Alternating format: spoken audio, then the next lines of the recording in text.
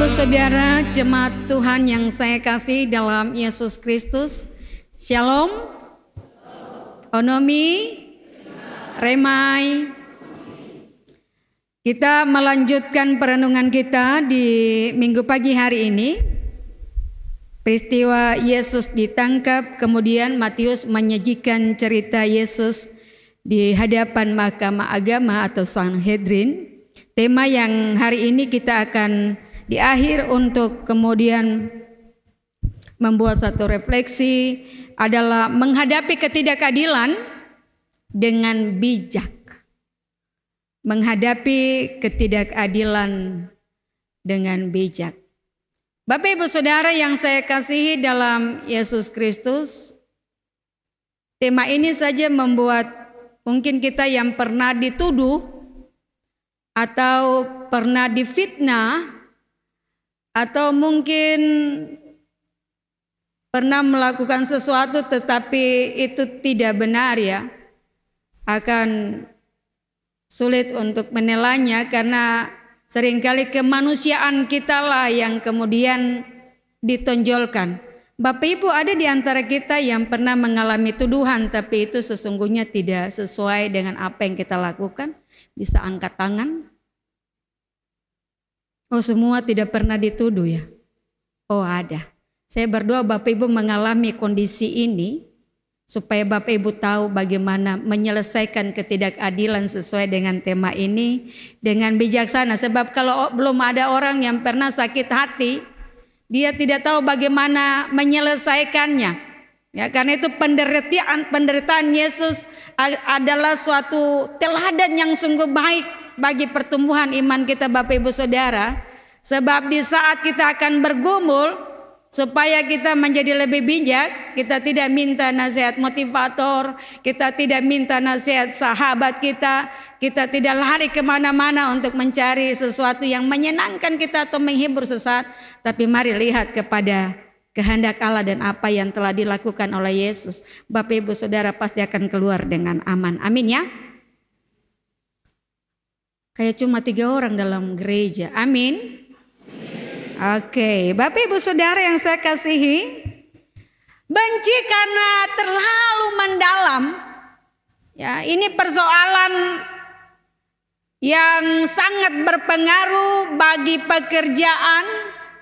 Bahkan kita harus hari ini ingat di gereja pun akan terjadi seperti ini. Mudah-mudahan di GKI Yahim tidak ada. Tetapi kondisi di mana Yesus dibawa oleh imam-imam ahli Taurat, tua-tua, orang-orang yang hidup dalam bait Allah, melayani Tuhan, sejak lama sudah merencanakan bahkan 2 hari bersama Imam Kayafas merancang bagaimana supaya Yesus bisa ditangkap, diadili dan disingkirkan. Karena akibat Yesus tampil di daerah mana-mana, popularitas mereka mulai berkurang. Orang banyak mulai mengikuti Yesus dan ketika mereka ada, Yesus tidak segan-segan untuk menasehati, bahkan mengecam perilaku mereka. Orang tinggal di bait Allah tapi kelakuannya tidak seperti bagaimana apa yang mereka lakukan. Ini bahaya sekali Bapak Ibu Saudara. Ini nasihat penting bagi saya Bapak Ibu Saudara yang hari ini dipercayakan untuk melayani di mana saja. Di dunia sekuler kah? Di dunia pelayanan gereja kah? Sebagai pemimpin kah? Sebagai bawahan kah? Bapak Ibu Saudara, kisah awal para imam-imam membawa Yesus ke imam besar Kayafas supaya di situ mereka menemukan kesalahan Yesus. Cepat-cepat Bapak Ibu Saudara, ya, dapat tangkap langsung dibawa ke sana. Tidak ada pendampingan karena para murid telah berpencar dan melarikan diri karena begitu takutnya. Oleh karena itu Bapak Ibu Saudara, mari kita memberikan perhatian. Jangan-jangan kita yang bicara firman, jangan-jangan kita yang dipercayakan pemimpin Malah kita mempunyai masalah dengan hati kita karena kita merasa bahwa orang itu kayaknya dia lebih dari saya. Orang itu kayaknya sedikit lagi dia singkirkan kursi saya. Orang itu kayaknya dia terus diminta pimpin ibadah baru saya ini tidak, ya. Orang itu kayaknya jemaat lebih senang dia daripada saya. Hati-hati Bapak Ibu Saudara. Karena inilah yang terjadi. Orang yang sakit hati dan masih pelihara kepahitan hidup, ujungnya ada dalam teks ini. Merancang malapetaka bagi orang lain supaya dia disingkirkan. Apa yang terjadi dengan Petrus? Yang kemudian ketika Yesus ditangkap ini ada tindakan heroik yang tidak tanya-tanya ya Petrus ini. Tapi kemudian di ayat 58 Petrus ini Bapak Ibu Saudara semangat tinggi. Tapi dia tidak simpan firman Tuhan dengan baik. Dia tidak dengar perkataan, bahkan dia meremehkan apa yang sudah disampaikan Yesus bahwa saatnya akan tiba aku akan diserahkan untuk dibunuh. Ya. Dan anehnya Petrus ini, Bapak Ibu Saudara, dia sudah lari tapi dia mau ikut-ikut. Ya. Ikut-ikutnya juga bukan ikut ke dalam. Ikut di mana? Bergabung dengan pengawal prajurit. Ya. Itu berarti kalau orang-orang kayak begini Bapak Ibu sebutnya apa? Kalau ada orang-orang ini nih, tadi lari, tapi ketika ada masalah hanya nonton di halaman sana, di luar sana, tidak masuk. Ini ketum bilang dia apa? Kalau saya menyebutnya pengecut. Orang-orang yang seperti ini, yang hanya berdiri kemudian jadi penonton dan tidak tahu apa yang terjadi depan, itu pengecut. Tidak berani menyelesaikan masalah. Tapi juga keberaniannya tuh konyol Bapak Ibu Saudara. Sebab apa? Kalau dia tertangkap pasti dia akan juga disiksa. Ya. Oleh karena itu Bapak Ibu Saudara, satu bagian yang lain juga ditampilkan oleh Matius bagaimana proses persidangan bagi Yesus. Yang benarnya Bapak Ibu Saudara, kalau ada orang yang ditangkap dia harus didampingi. Dia harus kemudian tunggu dulu. Ya, kasus-kasusnya itu ketika tidak didapati bersalah ya dia dipulangkan dulu. Ya, ada pendampingan. Tapi karena tadi saya bilang sudah sakit hati, buru-buru sekali ini, mereka berkomplot untuk menyatakan saksi dusta. Alkitab bilang tidak ada satupun. Tapi kemudian tampil dua orang yang membicarakan bagaimana perkataan Yesus itu salah dipahami.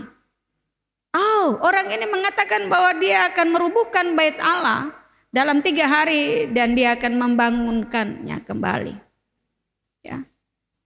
Bapak Ibu, kalau orang sudah sakit hati, kalau orang sudah ganas sekali dalam hati, kalau hatinya sudah tidak beres, perkataan yang positif pun ya tidak akan dikenali untuk mendapat pesan baik dari apa yang dikatakan orang.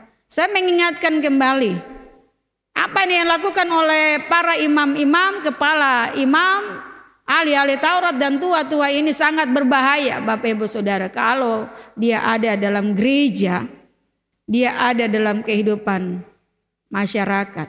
Ini persidangan yang menurut saya Bapak Ibu Saudara, persidangan yang sudah tidak benar lagi.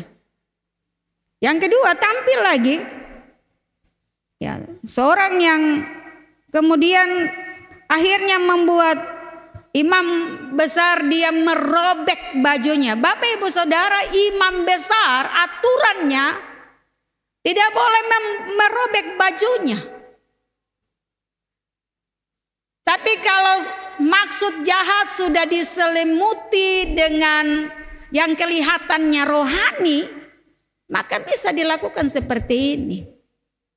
Bahkan dia pakai nama Tuhan, demi nama Tuhan, seolah-olah supaya kelihatan rohani.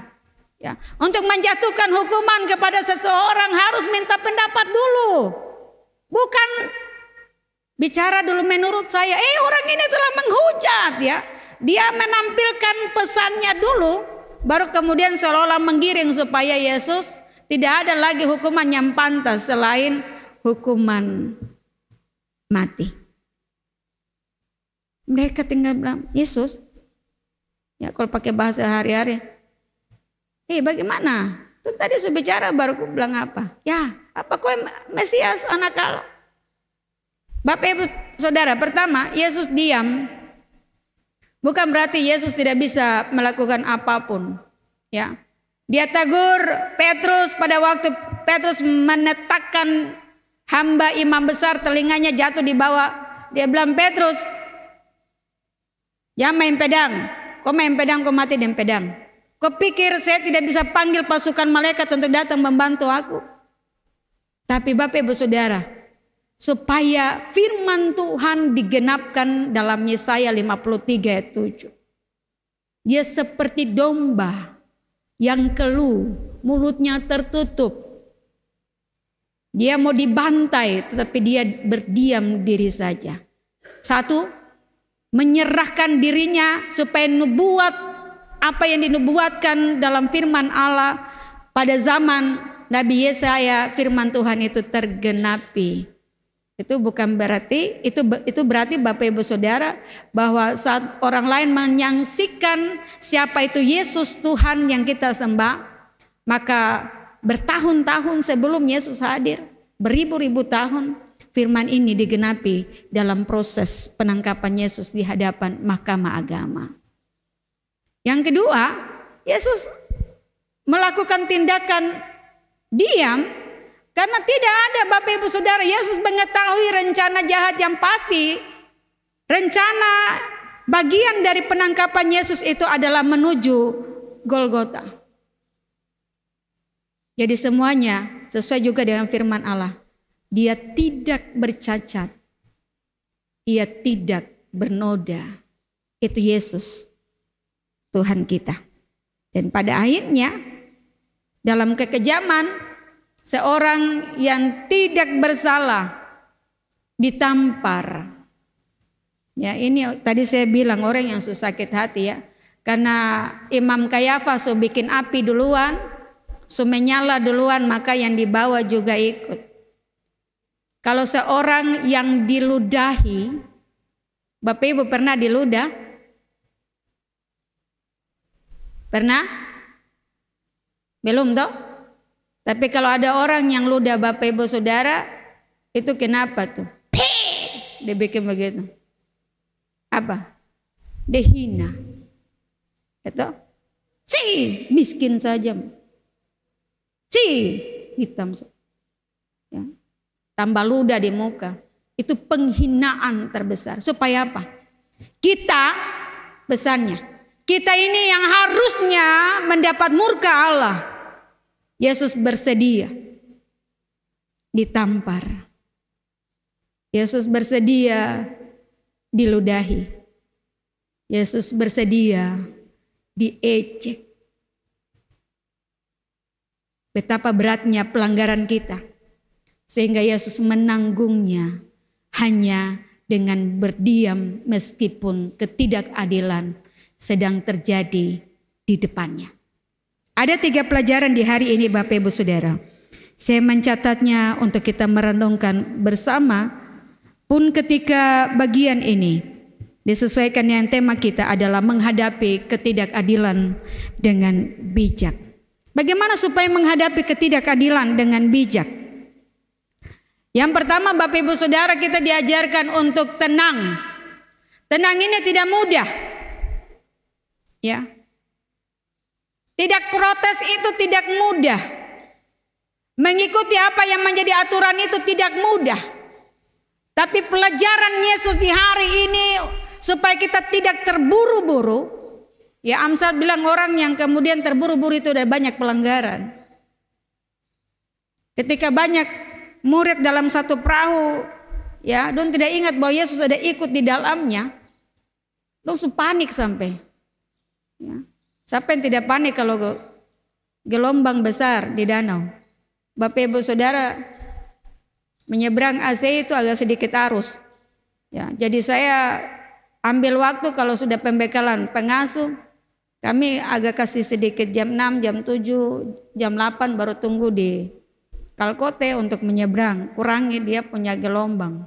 Karena dari Kalkote ke Pulau Wayu itu dia arus angin timur, angin barat tuh lumayan ya. Bagi saya yang tidak tahu berenang, ya saya sedikit dalam nama Yesus. Ya, saya sedikit takut ya. Tapi orang di kampung senyum-senyum, senyum, ada jerigen di situ. Ya. Tapi Yesus bilang, tenanglah. Para murid kaget. Siapa orang ini sampai angin dan gelombang pun taat sama dia. Tenang Bapak Ibu Saudara. Berdiam diri, tenang dulu. Jangan terlalu responsif. Sakit kemudian bilang, ini orang bikin saya ini. Ya. Padahal tahan mata dari pagi sampai pagi, pagi sampai pagi, itu pasti rumah sakit. Bukan orang bikin. Ya. Bagaimana jantung mau tidak berdebar baik ya.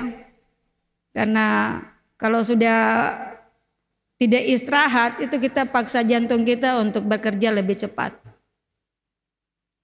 Tenang dengan kemudian Bapak Ibu Saudara, berangkat dari teks kita. Kalau kita mengalami ketidakadilan, maka diminta bagian kita adalah jangan balas kejahatan dengan tidak tahu ayat itu kah? Jangan membalas kejahatan dengan bisa toh? Kecuali kedagingan kita disalibkan di dalam Tuhan. Yang rajin sembahyang belum tentu. Ya, kecuali pulang, resapi, pulang dan lakukan. Ya. Jangan membalas kejahatan dengan kejahatan, tetapi balaslah kejahatan dengan masih itu kata tetapi lagi itu Roma 12. Balaslah kejahatan dengan kebaikan. Sudah dibuat? Sudah dibuat? Kalau belum pulang buat ya. Sebentar kalau ada beras di rumah ya toh, ingat kemarin dia ada marah saja, tapi antar ini dulu. Beras, minyak goreng, jangan tunggu Natal toh. Nanti Natal baru rame-rame beras, minyak goreng yang hanya pakai 1 minggu habis. Sudah, setelah ada Natal lagi.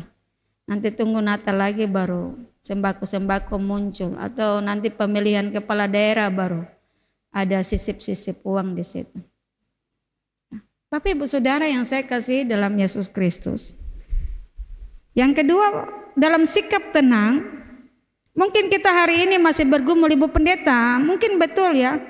Saya tidak membalas kejahatan dengan kejahatan, tapi kalau lihat di muka itu, aduh, ini pintu cuma satu, baru ada berdiri di pintu itu, macam saya tidak bisa lewat kah? Kalau ada jalan lain, jalan potong, mungkin kita bisa bikin jalan-jalan tikus kah di situ? Ya, karena mau lihat dia pemukanya, malas sekali ya. Serahkan, minta pertolongan Tuhan supaya kita kuat melewati masalah itu. Bapak Ibu banyak ya. Banyak persoalan-persoalan yang tidak bisa kita selesaikan hanya dengan pintar kita, hanya pakai orang dalam atau pakai apapun dengan cara kita. Kemudian keadilan masih terus bergulung-gulung, bergelombang. Ada Tuhan. Ingat, kita punya Tuhan. Kalau dia bisa lari dari dalam dunia ini, dia mati, dia tidak bisa lari dalam penghakiman Allah. Oleh karena itu kalau kita sedang menghadapi ketidakadilan, minta kekuatan daripada Tuhan untuk melewatinya. Ya, Bapak Ibu, ya nanti melayani firman dalam ibadah-ibadah rayon atau unsur, kalau kau tidak mengalami hal yang hari ini tertulis dalam firman Tuhan, suruh orang lain ganti. Karena firman itu sesungguhnya kita mengalaminya terlebih dahulu baru memberitakannya. Kalau kita tidak menyelesaikan persoalan baru kita berdiri, mari Bapak Ibu Saudara seperti Yesus. Ya tenang, padahal kau kalau sedikit orang bikin apa sedikit sudah telinga mulai tipis, setipis tisu. Jangan berkoar-koar. Itu berarti bertobat dulu, baru minta pertolongan Tuhan melewatinya. Kenapa Bapak Ibu Saudara? Saya bilang kita harus meminta pertolongan Tuhan. Kita ini tidak kuat. Kita ini kalau mau dibandingkan ini kita hanya tanah. Ya tanah itu diinjak, bahkan kita akan kembali menjadi tanah. Apa yang bisa kita memegahkan kalau kita dapat masalah? Kalau mau berlutut dan bilang Tuhan, mari saya angkat tangan supaya Tuhan kasih saya hikmat. Doanya jangan diubah. Ya. Tuhan, lalukanlah masalah ini daripadaku. Tidak ada orang yang hidup yang tidak dapat masalah, bro. Tidak ada. Selama masih hidup, satu masalah selesai, besok masalah yang lain. Supaya apa? Kita tidak menjadi anak-anak gampangan. Kita ini keturunan-keturunan ilahi yang Tuhan kasih kita kuat untuk melewati satu terus. Supaya apa? Kita bisa jadi mentor untuk orang.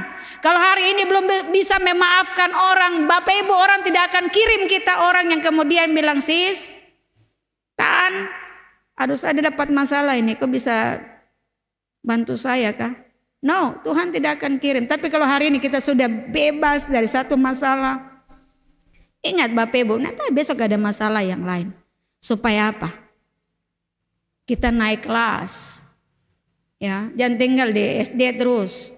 Harus SMP, harus SMA. Imannya harus naik terus dan terus. Sehingga pada waktu orang lain yang memfitnah kita, yang membuat ketidakadilan, pas kita lihat dan kita bilang, kawan, Tuhan berkati.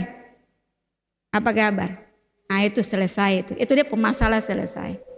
Ya, Bapak Ibu, ada satu barang yang kemudian saya ingin ajarkan. Saya sering khotbah untuk mengajarkan bahwa supaya kita rasa orang itu dia punya aura ya positif yang terjadi itu dia ada di jabat tangan.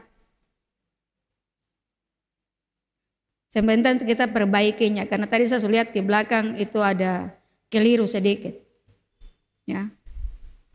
Bapak Ibu kalau jabat tangan ya. Jangan jabat juga terlalu kuat Jabat sampai orang kemudian kuat sekali ya. Ya, jangan terlalu kuat. Tapi jabat tangan kontak mata dengan mata. Mata dengan mata. Ada orang jabat tangan.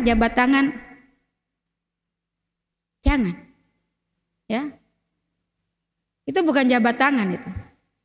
Itu hanya kasih tangan saja begini. Nanti orang yang baku marah tuh karena dia hati belum selesai, jabat tangan, iya. Dia tangan saja yang kasih, tapi dia pemuka miring ke sebelah. Belum lagi dia pemuka miring, dia mulut juga miring 45 derajat. Belum lagi itu dia punya mulut miring. Bapak Ibu sering nonton Indosiar? Di kampung kami tidak ada televisi. Nanti kalau saya pulang ke rumah dulu baru saya tahu. Ada film Indosiar itu yang mukanya manis sekali ya. Kayak Yudas, ya, manis sekali, santun sekali. Salam Rabi. Dia cium, dia hati bilang orang ini sudah tangkap dia sudah. Ya, jangan Bapak Ibu Saudara, kita di gereja, ya, bikin yang baik-baik supaya pulang juga itu dapat yang baik-baik. Yang kedua, bagaimana menghadapi atau cara kita supaya ketika ketidakadilan terjadi, kita dapat bersikap bijak. Yang kedua adalah tetap mempertahankan apa yang benar. Dengan cara Bapak Ibu Saudara, ini karena konteksnya Yesus di Mahkamah Agama ada saksi dusta, maka saya ingin mengatakan jangan mau disogok. Ya. Jangan mau disogok tapi jangan juga menyogok. Kalau disogok orang yang diterima, menyogok kita yang melakukannya. Jangan seperti Mahkamah Agama atau jangan seperti orang yang menjadi saksi palsu atas tuduhan Yesus. Sehingga apa?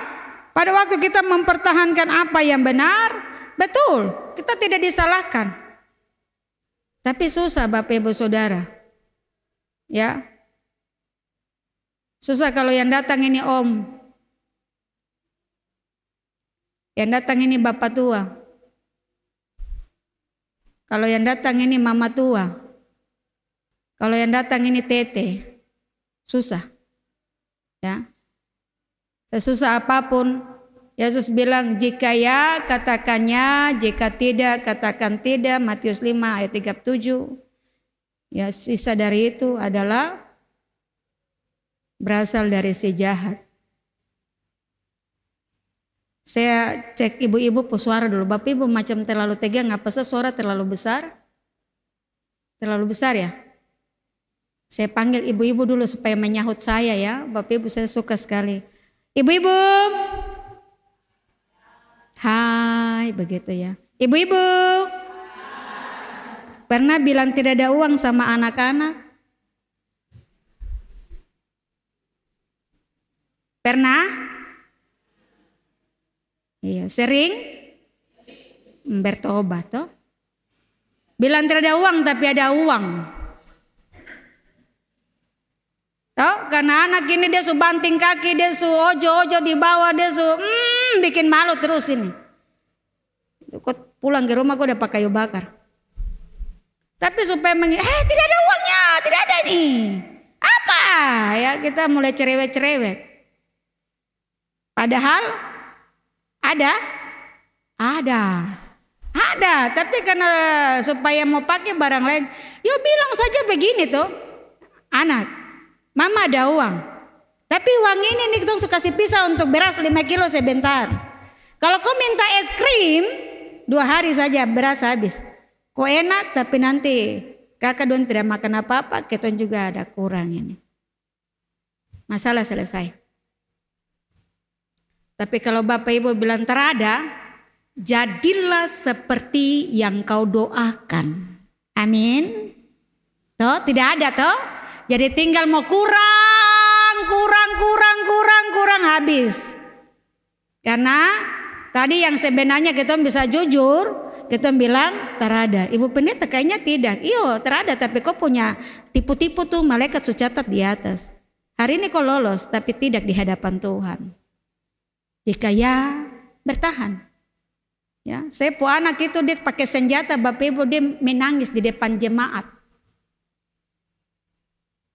Iya.